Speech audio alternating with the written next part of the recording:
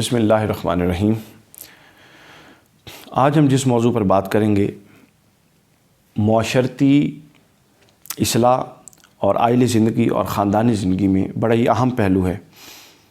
عام طور پہ میں نے پہلے بھی کئی بار اور کئی جگہوں پر اس بات کا اظہار کیا ہے کہ ہم بعض ایسے پہلو جو اتنی اہمیت کے حامل نہیں ہوتے ان پر بڑے شدید ہو جاتے ہیں، اور بعض ایسے پہلو جو نہایت سگنیفیکنٹ ہوتے ہیں خاندانی زندگیوں کے اندر، معاشرتی زندگیوں کے اندر، معاشروں کے قیام کے اندر، ان کو ہم یکسر نگلیکٹ کر دیتے ہیں۔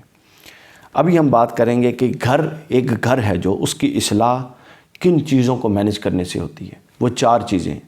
اگر کوئی شخص ان 4 چیزوں کو مینیج کر لیتا ہے تو گویا اس کے گھر کی اصلاح ہو گئی، اور اگر وہ ان 4 چیزوں کو مینیج نہیں کر سکتا اور ان میں سے ایک چیز بھی خرابی ہے تو آپ سمجھ لیجئے کہ گھر کا پورے ماحول کا جو 1/4 حصہ ہے وہ خراب ہوگا۔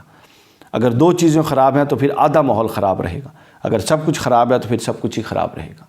مثال سے آپ یوں سمجھ لیجئے کہ گھر ایک چھوٹی سی ریاست ہے جس کو ہم بڑی ریاست اور حکومت کہتے ہیں، ہم اس کو ٹھیک کرنے کے دعوے کرتے ہیں۔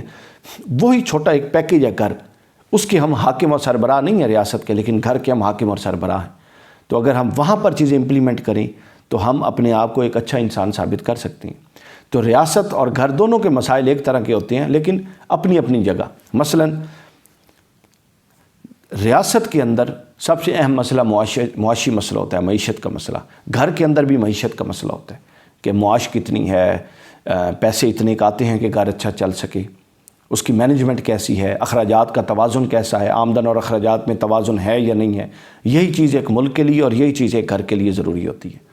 تو پہلی چیز ہے معاشی صورتحال۔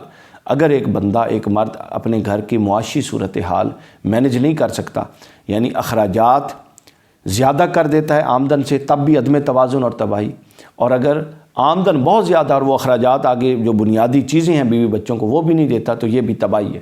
تو یہ دونوں تباہی ہیں۔ اصل چیز یہ ہے کہ جو گھر کے اندر جو معیشت ہے اس کو بیلنس رکھا جائے، یہی ریاست کا قانون ہے۔ دوسری چیز اس میں آتی ہے سیاست۔ جس طرح ریاست میں سیاست ہوتی ہے، اسی طرح ہر گھر میں بھی سیاست ہوتی ہے۔ بہن بھائیوں میں سیاست ہوتی ہے، دیورانیوں میں، جیٹھانیوں میں سیاست ہوتی ہے، رشتہ داروں میں سیاست ہوتی ہے، نہ جانے کس کس میں سیاست ہوتی ہے۔ تو گھر کے سربراہ کی ذمہ داری یہ ہے کہ وہ اس سیاست کو مینیج کرے۔ یہ ایک فطری تقاضا ہے۔ جتنی طبیعتیں بگڑی ہوں گی اتنی یہ سیاست زیادہ ہوگی، جتنی طبیعتوں میں خوف خدا ہوگا اور اگنور کرنا ہوگا اتنی سیاست کم ہوگی، لیکن یہ ساری فطرت ہے، سیاست ہوتی ہے۔ تو گھر کی اصلاح کے لیے ضروری ہے کہ گھر کا سربراہ سیاست جن چیزوں میں ہو رہی ہے ان پہلوؤں کا ادراک کرے، اور اس میں سے جو شریر عناصر ہیں ان کی حوصلہ شکنی کرے، اور گھر کے اندر ایسا ماحول بنائے کہ سیاست، چونکہ گھر میں سیاست عام طور پہ منفی معنی میں ہی ہے، تو اس سیاست کو زیادہ پروان نہ چڑھایا جائے، اس کی حوصلہ شکنی کرے۔ ماحول ہی ایسا بنائے کہ زیادہ اس طرح کی چیزوں کو ہوا نہ ملے وہاں پہ۔ تو دوسری چیز یہ ہوتی ہے کہ گھر میں ہونے والی سیاست کو کنٹرول کیا جائے۔ تیسری چیز گھر کے اندر عبادات کا نظام قائم کرنا۔ قرآن مجید میں بھی اللہ نے کہا کہ اگر اللہ تمہیں حکومت دے تو تم قرآن میں، یعنی اگر تمہیں زمین کے اندر اللہ استحکام دے اور حکومت دے تو کیا تم نماز کا نظام، عبادات کا نظام قائم کرو گے؟ تو یہی گھر کے اندر بھی ہے کہ آپ گھر کے سربراہ ہیں، اگر گھر کے اندر عبادات کا، تربیت کا باقاعدہ نظام نہیں ہے، عبادات کا نظام، فرائض کا نظام، کوئی ایونٹ آ جاتا ہے اسلامی ایونٹ، اس کو سیلیبریشن کرنے کا نظام، تو گویا آپ اپنے گھر کے ایک بہت بڑے حصے کو اگنور کر رہے ہیں جو کہ گھر کے ماحول کا ہونا چاہیے۔